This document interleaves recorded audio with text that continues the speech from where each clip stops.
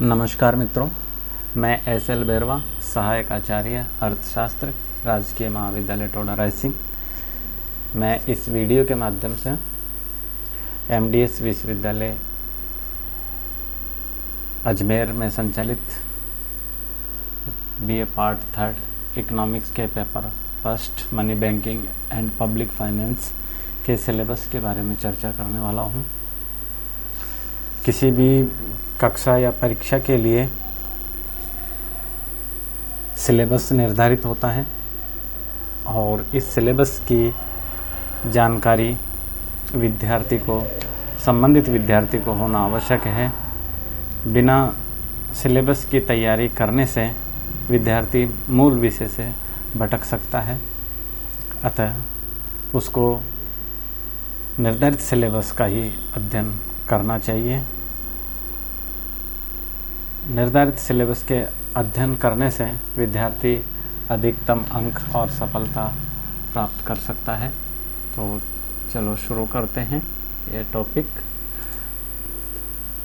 जिसका नाम money banking and public finance का सिलेबस है। स्कीम ऑफ एग्जामिनेशन, इस परीक्षा योजना में there shall be 2 papers and the maximum marks for each papers together with minimum marks required for a pass are shown against each paper separately। इस परीक्षा योजना में 2 पेपर होते हैं, प्रत्येक पेपर 3-3 घंटे का है। ये पेपर फर्स्ट, ये सेकंड। पेपर फर्स्ट यही है जिसकी चर्चा हम अभी कर रहे हैं इस वीडियो में। इसमें न्यूनतम पासिंग मार्क्स 36 अंक है और ये पेपर 100 अंक का होता है।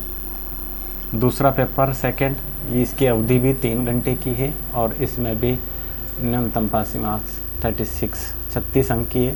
ये भी 100 नंबर का होता है। इस तरह से पेपर फर्स्ट और सेकंड दोनों मिलाकर के 72 अंक मिनिमम पास मार्क्स है और दोनों पेपर 100 अंक के होते हैं। In examination each paper will content 3 parts A, B and C. इस परीक्षा को 3 खंडों में विभाजित किया गया है, ए, बी और सी में। पार्ट ए जो 20 अंक का है, all questions are compulsory. The answer of each question should not exceed 20 words. All questions carry equal marks. इसमें सभी प्रश्न करना अनिवार्य है। प्रत्येक प्रश्न का उत्तर 20 शब्दों से अधिक नहीं होना चाहिए और सभी प्रश्नों के अंक समान है। इस पार्ट ए में टोटल 10 क्वेश्चन होते हैं और प्रत्येक क्वेश्चन 2 अंक का है। इस तरह से 20 अंकों का ये पार्ट ए हुआ। इसी तरह से पार्ट बी भी 20 अंकों का है। ऑल क्वेश्चंस आर कंपल्सरी, इसमें भी सभी प्रश्न अनिवार्य हैं। The answer of each question should not exceed 50 words. प्रत्येक प्रश्न का उत्तर 50 शब्दों से अधिक नहीं होना चाहिए। All questions carry equal marks, सभी प्रश्नों के अंक समान है। इस पार्ट बी में कुल 5 प्रश्न आते हैं और प्रत्येक प्रश्न है वो 4 नंबर का है। इस तरह से ये पार्ट बी ये भी 20 नंबर का हुआ। इसी तरह से पार्ट सी ये 60 अंकों का है। The candidate should attempt 3 question selecting 1 question from each unit. The answer should not exceed 400 words. All questions carry equal marks.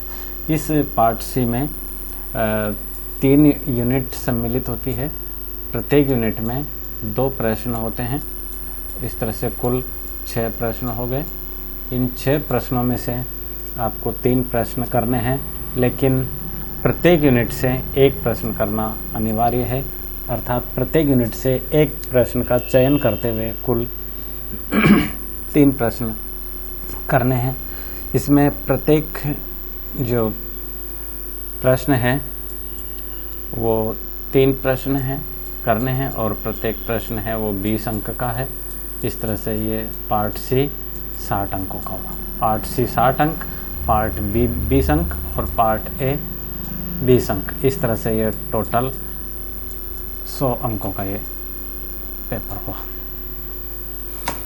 अब इसके पेपर फर्स्ट जो money banking and public finance है, इसको 3 यूनिटों में इसके पूरे सिलेबस को विभाजित किया गया है, जिसमें से यूनिट फर्स्ट, यूनिट पहली, इसमें देखते हैं बेसिक कंसेप्ट्स, मूलभूत अवधारणाएं, मनी मुद्रा, मीनिंग, फंक्शन एंड क्लासिफिकेशंस, इसका अर्थ और इसके कार्य एंड वर्गीकरण, ग्रेशम्स लॉ, ग्रेशम का नियम, role of money in capitalist, socialist and mixed economies,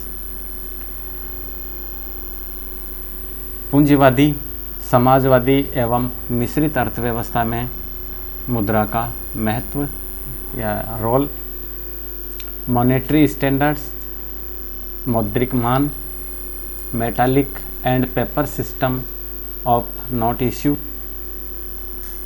note जारी करने की धात्विक तथा कागजी व्यवस्था।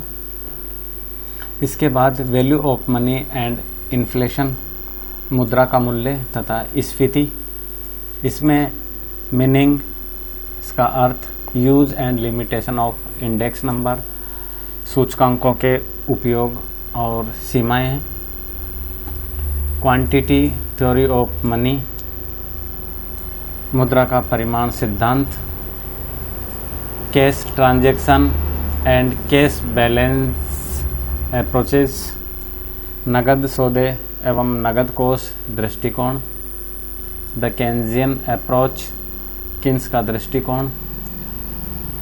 इसके बाद इन्फ्लेशन, स्फीति, डिफ्लेशन, अपस्फीति एंड रिफ्लेशन, पुनर्स्फीति, इनकी परिभाषा, टाइप्स, प्रकार, causes and effects of inflation on different sector of the economy। अर्थव्यवस्था की विभिन्न क्षेत्रों पर स्फीति के प्रभाव, demand pull and cost push inflation, मांग प्रेरित एवं लागत वृद्धि स्फीति, मेजर्स टू कंट्रोल इन्फ्लेशन, स्फीति के नियंत्रण के उपाय, trade off between inflation and unemployment, inflation, स्फीति और बेरोजगारी के बीच trade off, Phillips curve, Phillips वक्र। इसके बाद यूनिट फर्स्ट में ही कॉमर्शियल बैंकिंग, व्यापारिक बैंकिंग, इसमें मीनिंग एंड टाइप्स, अर्थ एवं प्रकार, फंक्शंस ऑफ कमर्शियल बैंक्स, व्यापारिक बैंकों के कार्य, the process of credit creation, साख निर्माण की प्रक्रिया, पर्पज एंड लिमिटेशन, उद्देश्य एवं सीमाएं, liabilities and assets of bank, बैंकों के आदाय एवं उसके दायित्व, evolution of commercial banking in India after independence, स्वतंत्रता प्राप्ति के बाद भारत में व्यापारिक बैंकिंग का विकास,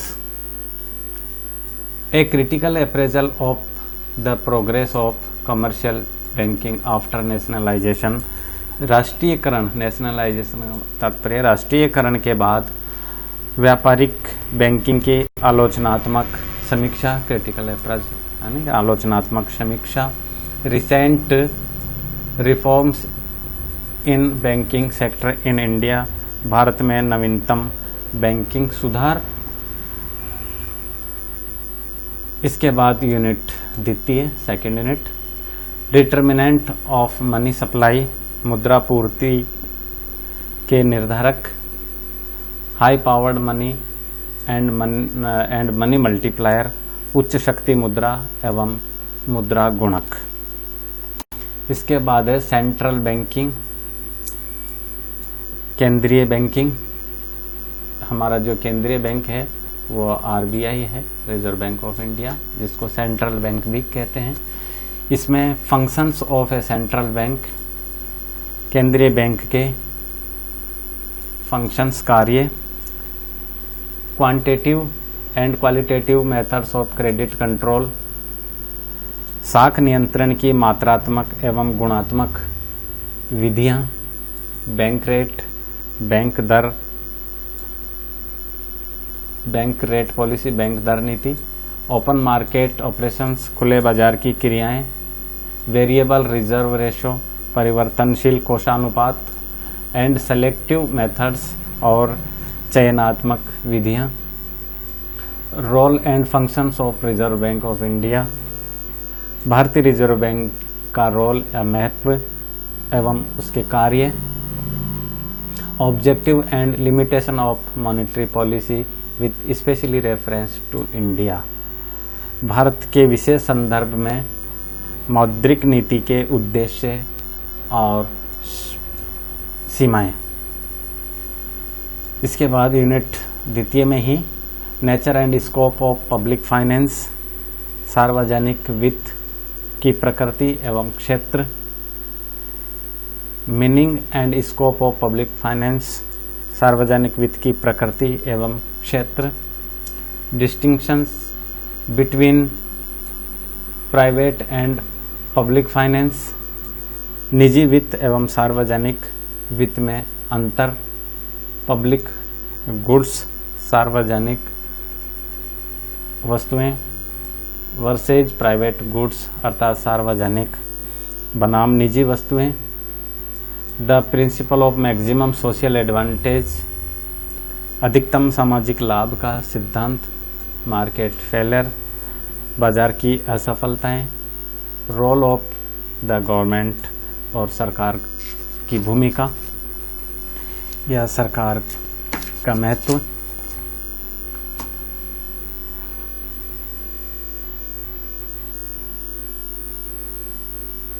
पब्लिक एक्सपेंडिचर, सार्वजनिक ऋण,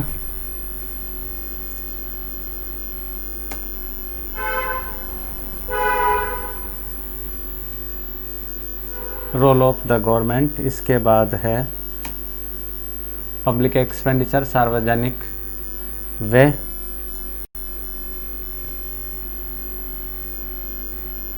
meaning and classification,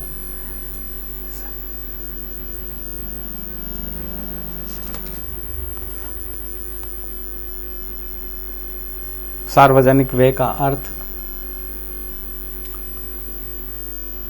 and principle of public expenditure, सार्वजनिक व्यय का अर्थ, वर्गीकरण और इसके सिद्धांत, canon and effects of public expenditure, इसके प्रभाव और सिद्धांत,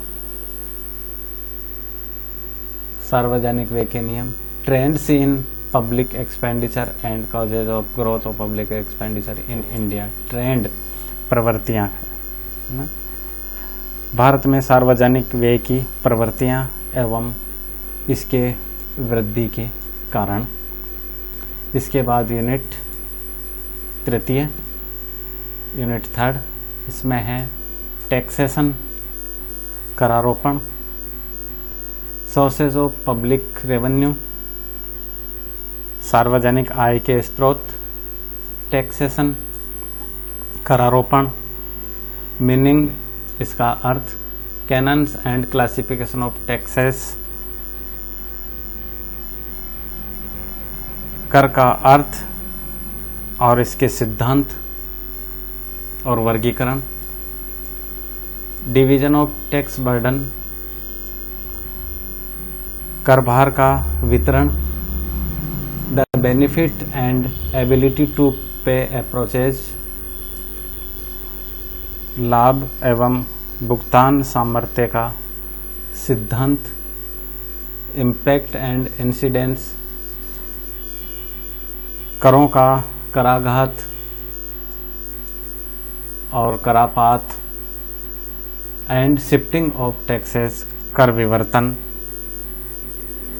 टैक्सेबल कैपेसिटी, करदान क्षमता, इफेक्ट्स ऑफ टैक्सेशन, करारोपण के प्रभाव, characteristics of a good tax system, एक अच्छी कर प्रणाली के गुण, major trends in tax revenue of central and state government, Rajasthan, केंद्र एवं राजस्थान सरकार की कर आय की प्रमुख प्रवृत्तियां, इसके बाद public debt and financially administration, सार्वजनिक ऋण एवं वित्तीय प्रशासन, सोर्स ऑफ पब्लिक बोरोविंग, सार्वजनिक उधार के स्रोत, इफेक्ट्स ऑफ पब्लिक डेफ्ट्स, सार्वजनिक ऋण के प्रभाव, मेथड्स ऑफ पब्लिक रिडेम्पशन, परिशोधन, ऋण परिशोधन, ग्रोथ ऑफ इंडियाज पब्लिक डेब्ट, भारत का आर्थिक बजट, भारत के सार्वजनिक ऋण में वृद्धि, ग्रोथ ऑफ इंडियाज पब्लिक डेब्ट यानी कि भारत के सार्वजनिक ऋण में वृद्धि, द पब्लिक बजट, सार्वजनिक बजट, इसमें है काइंड्स ऑफ बजट, बजट के प्रकार, economic and functional classification of the budget, budget के आर्थिक एवं कार्यात्मक वर्गीकरण, preparation and passing of budget in India, Bharat में बजट की तैयारी एवं इसे पारित करना, various concept of budget deficit, budget घाटे की विभिन्न अवधारणाएं, recent budget of centre and state government, केंद्र एवं राज्य सरकार का नवीनतम बजट। ये money banking and public finance का जो सिलेबस है इसको 3 भागों में बांटा गया। हमने इस पर विस्तार से चर्चा की और ये था हमारा आज का वीडियो।